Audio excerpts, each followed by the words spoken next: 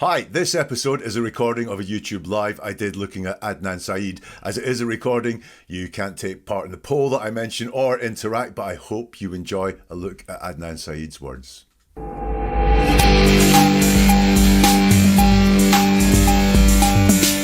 We're going to look at this guy, Adnan Syed, in this episode. Is he an innocent kid convicted of a crime by a corrupt and rubbish police investigation, or is he a brutal killer who brutally murdered his ex, Hae Min Lee? That's what we're going to look at in this episode, and it's live, and the reason that I'm live is because I want your interaction. That's the whole reason I go live, because it's great to discuss the words with you. So if you are there, then do say hello, do chime in with your comments and your opinions too as well. And don't forget, vote in the poll that's available too. Currently showing that 17% of people think Adnan Syed is guilty. That's innocent is 14%, not sure 57%. It's changing all the time, which is why that probably doesn't add up to 100%. We'll keep an eye on that as we go on. So what's happened with Adnan Syed recently? Well, he was released from prison a couple of years ago. It did look like his conviction for murdering Hae Min Lee was going to be vacated, and then he would not be guilty of murder anymore. However, in the past week, I think it's come out that that conviction is not going to be quashed. He is still going to be guilty in the court's eyes and the law's eyes of murdering Hae Min Lee. The story came to prominence in Serial Podcast. Now, this frightened me when I looked at it today. Serial Podcast was 2014. That is 11 years ago. That's a long, long time ago. It seems like just yesterday. But the Serial Podcast spoke to Adnan and all sorts of people involved in the case, and legal experts as well, to see if Adnan was innocent or guilty. I think one of the attractions of the podcast was that they actually spoke to Adnan when he was in prison. So what we're going to do is we're going to look at the words that he used on the Serial Podcast in the very first episode, which is, I think, where most of his words appeared, to see if we can work out just by looking at the words. And that's all I do here. I just look at the words to see if I can pick up whether I think he is innocent or whether he is guilty. Just by looking at the words that are there, we'll try and find clues to that. So are you ready? Let's dive on in. And this is the very first thing that Adnan said in the podcast. I'll read it through and then we'll do some analysis on it. He said, "I just sometimes wish they could look into my brain and see how I really felt about her. And no matter what else someone would say, they would see, man, this guy had no ill will towards her. Whatever the motivation is to kill someone, I absolutely, it didn't exist in me. You know what I mean? No one can ever say why. People could say why. Oh man, he was mad, this, that, or the other. But no one could ever come up with any type of proof or anecdote or anything to ever say that I was ever mad at her, that I was ever angry with her, that I ever threatened her. That's the only thing I can really hold on to. That is like my only firm handhold in this whole thing, that no one's ever been able to prove it. No one ever has been able to provide any shred of evidence that I had anything but friendship towards her, like love and respect for her. That's, at the end of the day, man, that's the only thing I can say, man, is I had no reason to kill her." Quite a lot there for an introductory piece from Adnan. So what did I pick up in all of that? Hey, his second word is just.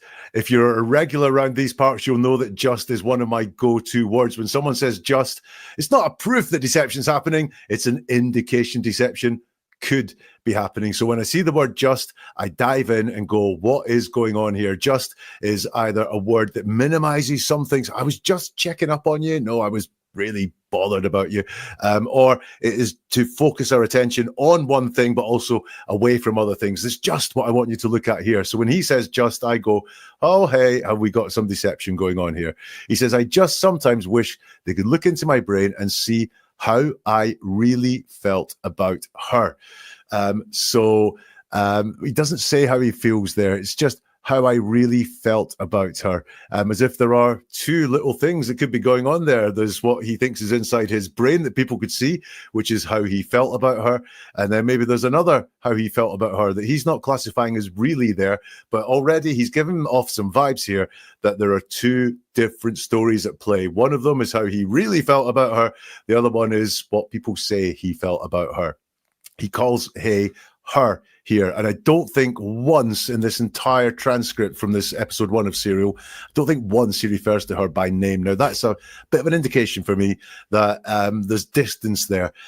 We tend to talk fondly of people. When we talk fondly of people, we will use their name every now and again. You know, I won't say she's in the chat, but I'll say Sinead's in the chat. I won't say she's in the chat. I'll say, hi, Sheila. But he always refers to Hey as her. So already, that's one line in, one word in. I'm going, what's going on here? And no matter what else someone would say, they would see, man, this guy had no ill will towards her. And then he says, whatever the motivation is to kill someone. Now, there are lots of motivations to kill people. Sadly, we see it happen all the time. Dislike, ill will can be one of those things, but people are killed over money, power, a sickness in the head. You know, so what he's doing here is narrowing down the motivation to kill someone to ill will. That's interesting. Why is he narrowing it down to the reason that he was killed was ill will? And then he seems to catch himself there and go, whatever the motivation is to kill somebody. So he realizes he has narrowed it down there to ill will, to dislike for this person. And whatever the motivation is to kill someone, he says, it didn't exist in me. Now, absolutely is another one of those words where it's trying too hard. It's an LY word, which is words to always pay attention to when they're being said. What do they mean? Why is it there? He could have just said, the motivation to kill someone didn't exist in me, but he has to put absolutely in there. He's trying to persuade us and convince us that this is true. And then he says, no one can ever say why. Really? No one can ever say why? The police had a theory as to why it happened, so people could say why. So that, frankly, that's a lie, that part there. So he's lying to us there. He's not saying, people had a reason why, but that was not within me, or, you know, that might have been a motive that people could pick on, but I didn't do it, you know. But no, he says no one can ever say why, and that is a lie. And then he corrects that lie because he says people could say why. So again, we've just got this duplicity coming through from Adnan's words here. No one can ever say why. People could say why. Oh man, he was mad, this, that, or the other. And again, we're going to this theory that Hay was killed because of anger, because of ill will. It's the only theory that he, and this certainly in this opening part, it's the only theory that he looks at here as to why Hay was killed. I believe this is leakage. I believe this is, he knows, and we'll come to it, but he knows that it was anger and ill will and madness that got Hay killed. Oh man, he was mad, this, that, or the other. But no one could ever come up with any type of proof or anecdote or anything to say that I was ever mad at her, that I was ever angry with her, that I ever threatened her. Really? To people who follow the case, would you like to say, has anyone come up with any type of proof or anecdote that he was mad at her? Because I believe that has happened. I believe people have said that. So again, this would be a lie from Adnan. He says, oh, hello, let's go with Joe, who's just come in to say, I say absolutely all the time. Joe, you are one of the most deceptive people I know. I'm only kidding. Look, it's an indication of deception. But do look at why you use it. Do you use it to convince people that you really mean no, or you really mean something by adding absolutely in there? Would it just be that you could just say the thing without the absolutely and it would mean the exact same thing? That would be my challenge to you, Joe. But thank you very much for your comment. Okay, let's get back to Adnan. That's the only thing that I can really hold on to, is the next thing he says. That's the only thing I can really hold on to. That is like my only firm handhold in this whole thing, that no one's ever been able to prove it. Now, let's go first with the no one's ever been able to prove it. Well, someone did, because you were found guilty in court. So once again, he's telling lies in this opening statement on the podcast. He is telling lies. People have been able to prove it. It's been proven in court. But what I really didn't like was the use of the word hold twice. Hold and handhold, because Hay died by strangulation. And he is using words like hold and handhold. Is that leakage coming out there? The only thing I can really hold on to, that is the only firm handhold in this whole thing. I didn't like that at all. And then he continues, no one has ever been able to provide any shred of evidence that I had anything but friendship towards her, like love and respect for her. So again, he's going to say that the only reason that Hay died, in his opinion, is because someone did not have friendship towards her, someone did not love her, someone did not respect her. So again, I think this is leakage that he knows the reason why Hay was killed. But again, this is not true, because people have provided at least shreds of evidence that you had disrespect for her. He then says, that's at the end of the day, the only thing I can ever say is, man, I had no reason to kill her. And then again, we have a logical fallacy here. I had no reason to kill her. People are murdered every single day for what you would consider no reason. So that opening statement is flimsy as hell. Let's look at some comments here. Let's look, where is the poll at? Do you think Adnan is guilty? 38%. Innocent, 19%.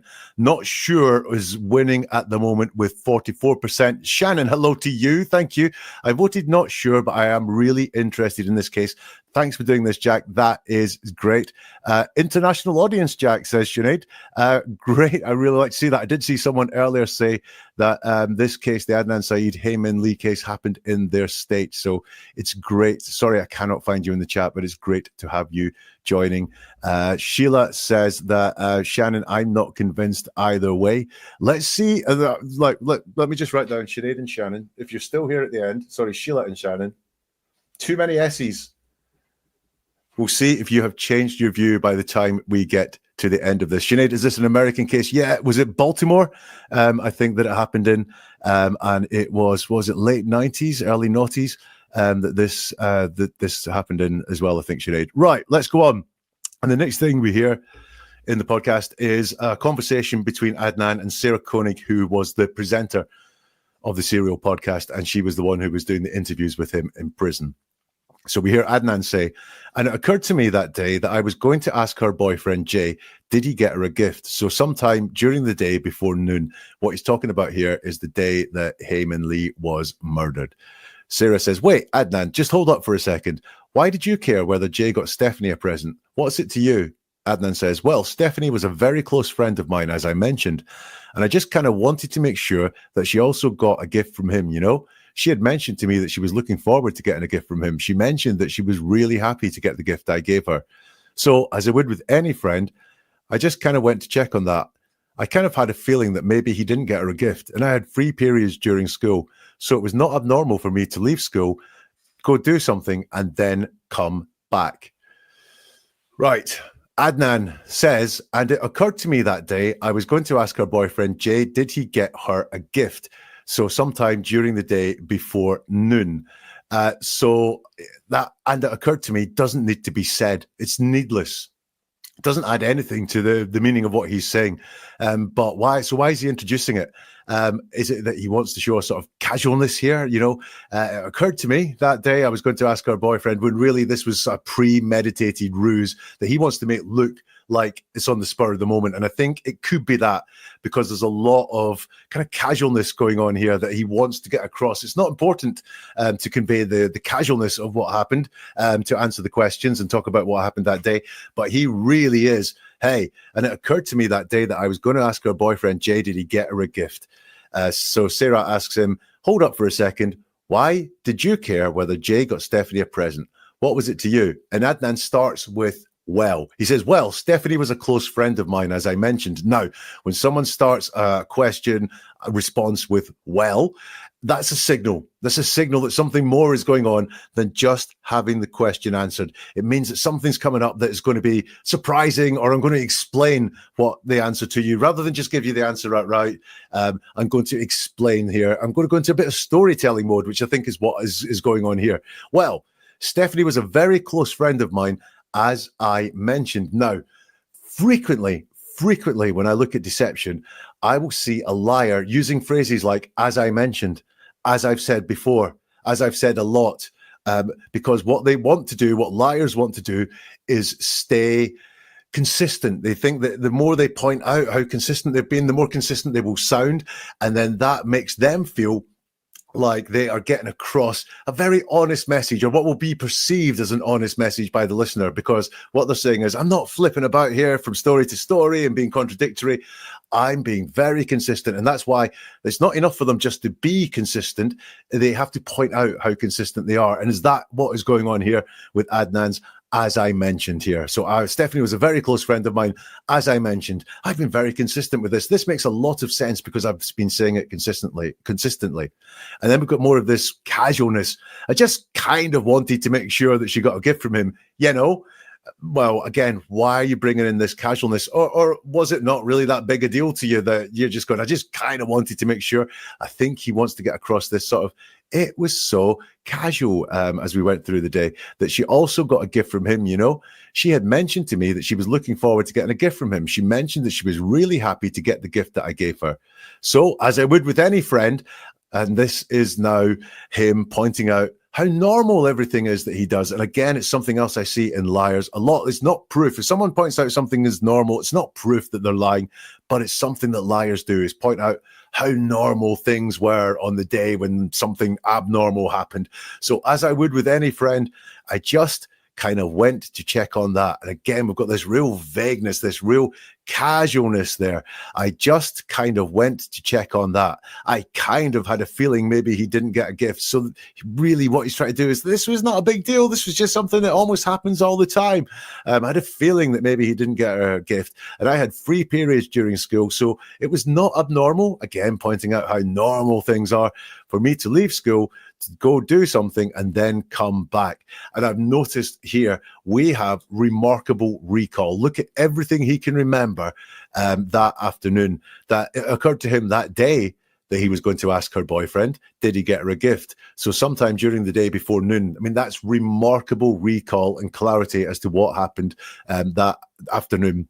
And he can remember what happened before noon. It occurred to him that day that he was going to ask Jay. The recall is not that he asked Jay, it's that he was going to ask Jay. Amazing recall. And then I just kind of wanted to make sure that she also got a gift from him, So again, he remembers on that day that he wanted to make sure Stephanie got a gift.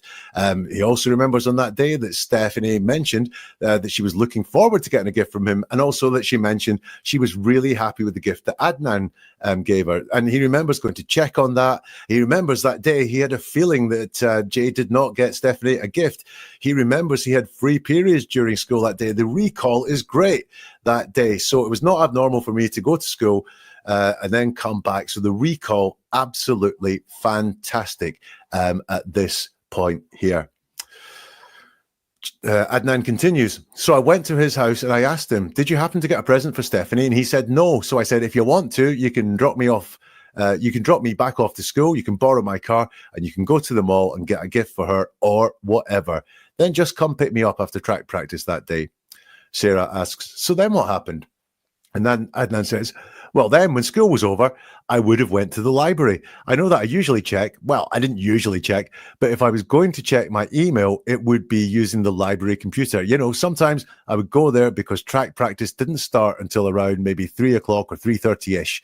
So it didn't start right after school. So there was a period of time, almost like an hour and some change, that was kind of free time. Right. So what have we got here?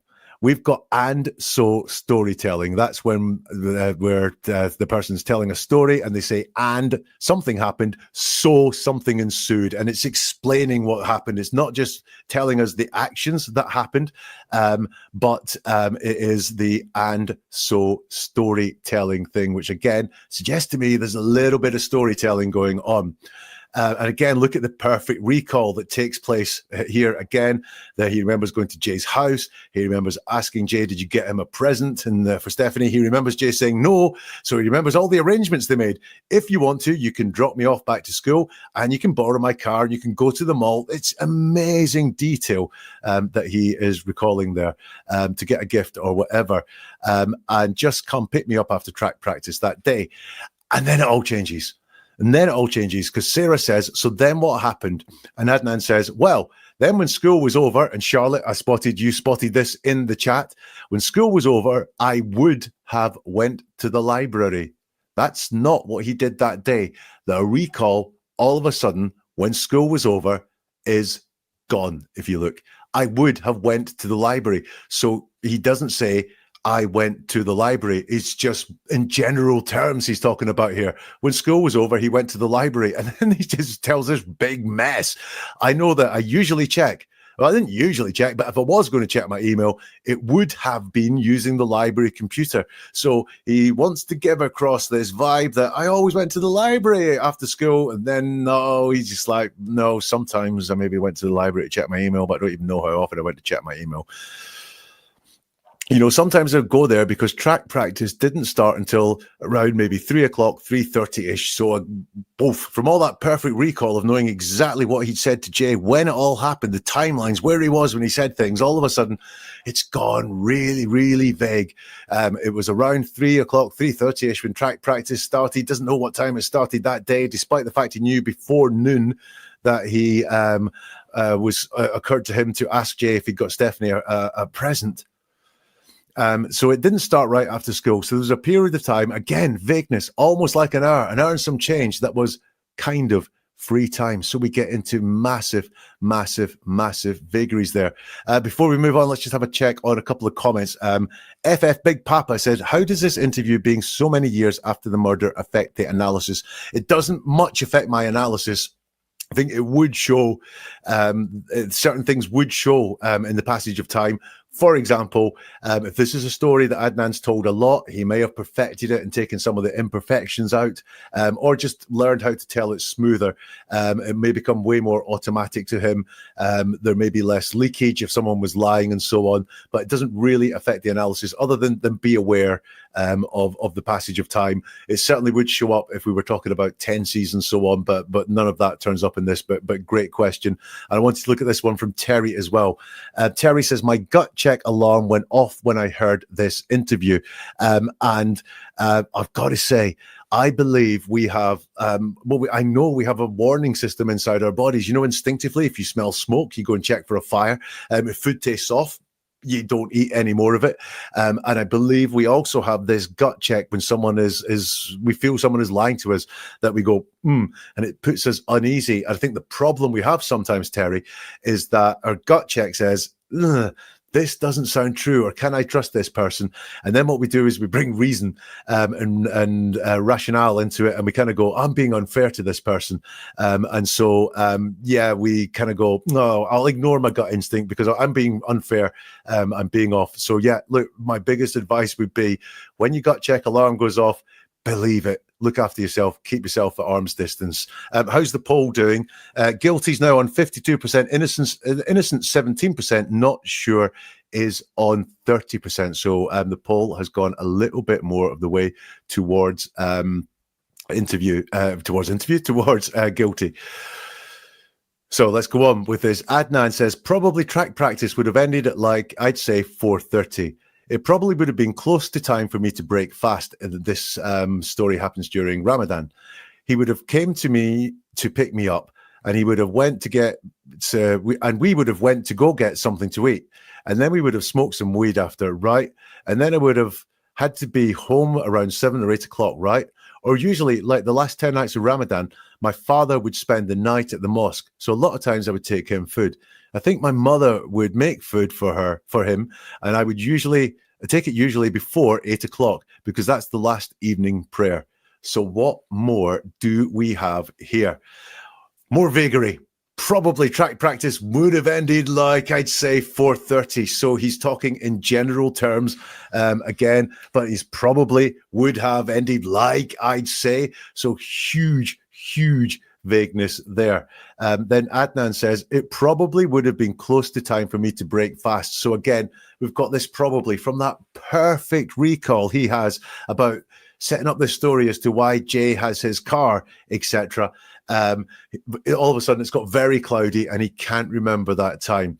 And we've just got more of this general what would have happened on this mythical sort of hypothetical day. He would have came to pick me up and we would have went to get something to eat. So what we've got again, he knows in minute detail the conversations he had with Jay and Stephanie earlier on that day, but then coincidentally at this time a very bad thing was happening to his ex-girlfriend. He's just all would-haves. He would have come to pick me up. He would have gone to get something to eat, and then we would have smoked some weed, right? And then I would have been home around 7, 8 o'clock, right? Then again, when he's talking about what he would do around the mosque, or usually like the last 10 nights of Ramadan, my father would spend the night at the mosque. So a lot of times, so not every time, I would take him food. So this is just incredibly, incredibly flimsy. I think my mother would make food for him. I would take it usually before 8 o'clock, but he said he got home potentially around 8 o'clock. So who knows what's going on there, because that's the last evening prayer. So from all that pin sharp insight that we had with him, then it's just all gone into generals and things that would have happened, but he's not telling us what did happen for a moment. And that to me is at least worth noticing. And it's very black and white. It's not like some things are vague and some things are certain. From the moment school ended, boom, it is entirely vague from him there. Sarah Koenig says to him, "Did you ever leave campus before the end of track practice? Did you ever?" And Adnan interrupts and says, "No." Sarah Koenig says, "Okay." Adnan says, "No." Sarah Koenig says, "You sure?" And Adnan says, "I want to say that I'm 99% sure. I want to say that I'm 99% sure. Not, I'm 99% sure, but he wants to say that. So he's not even saying that. I want to say that I'm 99% sure." So he's not even 100% certain. And he explains that. Sarah Koenig says, "Okay." And Adnan says, "The reason why I can't say 100 is because, I do kind of understand that it comes across as I don't know if it does or it doesn't. But it seems like I remember things that are beneficial to me, but things that aren't beneficial to me, I can't remember. It's just that I don't really know what to say beyond the fact that a lot of the day that I do remember, it's bits and pieces that comes from what other people have said that they remember, right? And it kind of jogs my memory. Yeah, I don't really know what to say. And I can completely understand how that comes across. The only thing I can say is, man, it was just a normal day to me. There was absolutely nothing abnormal about that day." This gets me a lot. And this whole thing here about him trying to explain what he can remember and what he can't remember is very interesting. The reason why I can't say 100 is because, I do kind of understand it comes across as I don't know if it does or doesn't, but it seems like I remember things that are beneficial to me. And we've seen him remembering things that are beneficial to him, being a nice guy, being concerned that his friend has got a present. The fact he gave a friend a present. Oh, what a lovely guy he is. And he checked her boyfriend and got a present. And when he said no, I lent him my car and said, "Hey, go and get a present." So this is what we've got here. He does remember things that are beneficial to him. But then this, for me, is the most damning line we will say tonight. "But things that aren't beneficial to me, I can't remember." Well, Adnan, if you can't remember them, how do you know they aren't beneficial to you? He says it out loud that there are things that are not beneficial to him that, in his words, he can't remember. That scared the hell out of me when I saw that.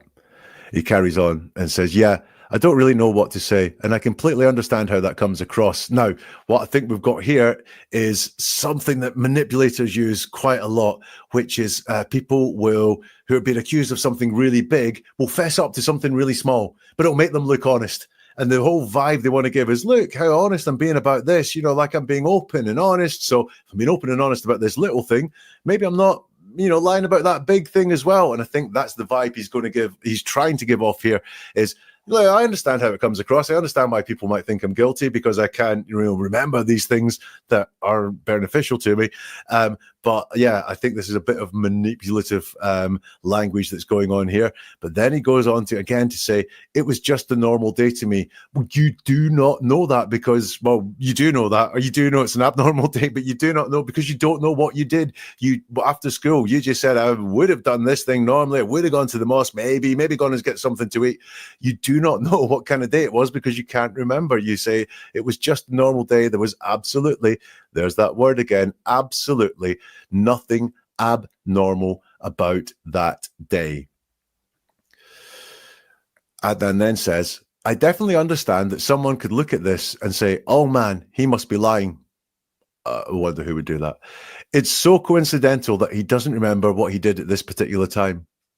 Hmm. I mean, I completely understand that and I get that. Good.